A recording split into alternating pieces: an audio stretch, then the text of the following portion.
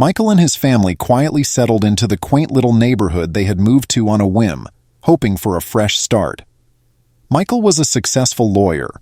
His wife Denise was a loving mother caring for their 2 children. They had both worked hard for years, dreaming of a peaceful life in this house. However, little did they know that they would have to face a reality that awaited them. On the surface, the neighborhood looked like a warm and friendly place. But in reality, when Michael and his family moved in, the whispers on the streets began. A black family moving in here? They don't fit in our neighborhood. They're going to cause trouble. You'll see, and other hateful things. Everything Michael did, without even making his presence felt, was carefully watched by the residents of the neighborhood. Even though he tried his best to show what a good man he was, people were cold and distant towards him. Michael and his family tried not to notice how distant their neighbors were. The kids felt isolated too. James, the youngest son, had a hard time making friends. Every day he came home sad and asked, "Why won't anyone play with me?" Michael knew why, but couldn't tell his son. He felt down every day. Denise was also ignored at the market or on walks. Women would chat amongst themselves, and when she walked past them, they'd stop abruptly. One day at the market, a woman came up to her and asked, "You're not planning to stay here long, are you?" Denise nodded and left, her throat tight with emotion. Over time, the neighborhood became increasingly hostile. One night, some racial slurs were spray-painted on Michael's car. He was worried that his kids would see the hateful messages on his car, so he tried to clean it up until morning. But no matter how hard he tried, the paint marks were still there. That night, Michael sat in front of his car, trying to hold back tears. "Why? We just wanted a peaceful life," he thought. One day, Mrs. Miller, the oldest resident of the neighborhood, fell ill. Everyone was watching from their windows, but no one came to her aid. There was a chill in the air, as if they were trying to get rid of her. Michael was outside at the time and didn't think twice about running to Mrs. Miller despite the hatred and ostracism. He picked her up and took her straight to the hospital. He waited outside the hospital for several hours. Mrs. Miller's family and even other people in the neighborhood were uninterested. The way Michael acted left the other residents of the neighborhood speechless. But he wasn't trying to draw attention to himself. He was just doing what he felt was right. Mrs. Miller was back to her old self in no time. When she got back home, she told the whole neighborhood what had happened. When she told them how Michael had helped her, taken her to the hospital, and waited for her for hours, everyone fell silent. No one dared look anyone else in the eye. A few weeks later, there was a big fire in the neighborhood. The fire was spreading rapidly through the houses. The fire brigade hadn't arrived yet, and people were getting pretty panicky. As the flames spread to the house next door, Michael rushed to help once more without a second thought. He stayed in the middle of the fire, helping his neighbors get out of their homes. He put his own life at risk to save many people from the flames.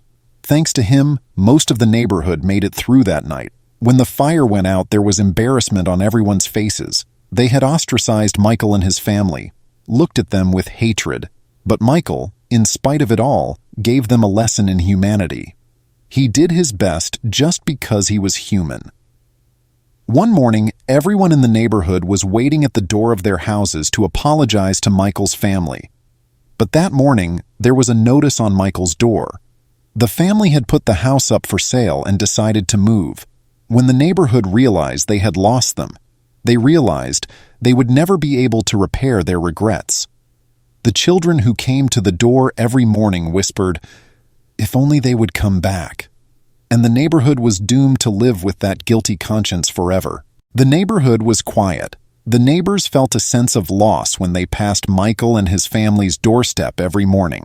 The neighborhood had changed. Everyone felt guilty about Michael and his family leaving. The eyes of the neighbors showed regret for the past. Mrs. Miller was the only neighbor who spoke. She'd never forgotten Michael's help. Every morning since Michael left, she put a flower on her doorstep, hoping to bring him back. But she knew it was too late. They'll always think about what happened. A few weeks after Michael left, a new family moved in. People were just as determined to isolate them as Michael had been. It was hard to give up their old habits. One morning, a young boy spoke up to his neighbors. "Do you remember Michael?" "We can't bring him back, but let's not make the same mistake again." These words spread through the neighborhood. The child's straightforward and sincere words challenged the long-held prejudices. People started to welcome the new family with open arms. Even though they knew they couldn't undo the damage they'd done to Michael and his family, they tried to make up for it by welcoming the new family into their lives. One day, the neighborhood decided to reach out to Michael and his family as a group. They all got together to apologize and wrote a letter. They sent someone to hand-deliver the letter to Michael. The neighborhood representative knocked on Michael's new home with trembling hands. When the door opened, there stood Michael. But he didn't look angry or resentful, just tired. Michael, who'd received the letter, stood there for a moment in front of the door, lost in thought. The neighborhood rep started to speak up. "Michael, we know there's no way to undo what we did to you, but we live with the absence of you and your family every day. Please accept this letter. All we're asking for is your forgiveness." Michael took the letter but didn't say anything.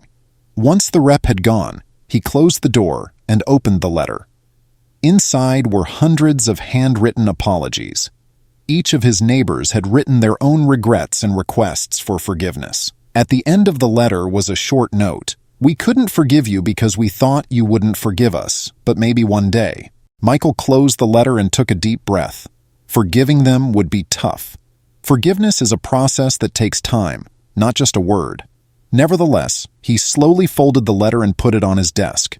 He really wanted to believe that these people could change, but the real question was whether she was ready to forgive them herself. Months went by. People still noticed Michael's absence in the neighborhood. Everyone remembered how he'd helped out and shown kindness to people they'd never even met. Even kids were inspired to dream of being like him. After this incident, the neighborhood started to question their own racism. They had lost not only Michael, but also their own moral compass. One day, an envelope arrived at Michael's doorstep.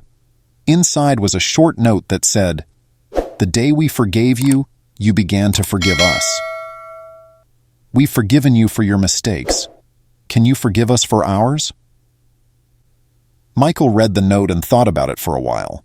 It wasn't easy to move on from the past, but this could be a good place to start for both sides. Michael sighed as he read the note. He saw everything again. The neighborhood, his children, Denise's eyes, all the work, hatred, and disappointment they'd experienced in the neighborhood. All these memories weighed on her heart. This note made her feel something different. Maybe this would help with the past. She put the note on the table and looked out the window. In the park across from their new home, kids were playing while their parents watched from a tree. The sight gave him peace. But Michael knew you can't forget or forgive the past with a note. Should he forgive? Should he forget it and move on? The next morning, he showed Denise the letter and the last note at breakfast. Denise read the note, then looked at Michael. His eyes showed sadness and determination. "What do you think?" Michael asked, a little hesitantly. Denise was silent for a while, then said, "We don't have to forgive them, but we have to forgive ourselves. Forgiving what was done to us doesn't mean accepting their mistakes." Michael thought about what his wife said. Forgiveness can help you find peace. If they didn't resolve it, the pain would continue to affect their lives. A week later, Michael went back to his old neighborhood. This time he was there to find closure and peace. As he walked around, people looked at him shyly. Some looked away. Others said hello. Michael came to the front of their old house. A boy was sitting on the doorstep holding a ball. Michael went to the boy, who looked at him. The boy didn't know Michael, but he must have lived in the old neighborhood. Michael pointed to the ball and asked, "Play?" The boy gave Michael the ball. Michael bounced the ball, then gave it back. He felt a little lighter. This moment was a big step for him. He couldn't erase the past, but he didn't have to keep carrying it. Forgiveness is freeing, he thought, looking around. Michael walked around one last time. He left his regrets, hatred, and broken heart behind. The path he walked was lighter now. He forgave years of pain. He had won his own battle. That will be his last memory of the neighborhood. A ball and forgiveness. Michael and his family never returned to the neighborhood. Every morning, residents passed by their door and felt guilty. They forgave Michael and his family, but not themselves. Everyone was left alone with their conscience. The hardest person to forgive is yourself.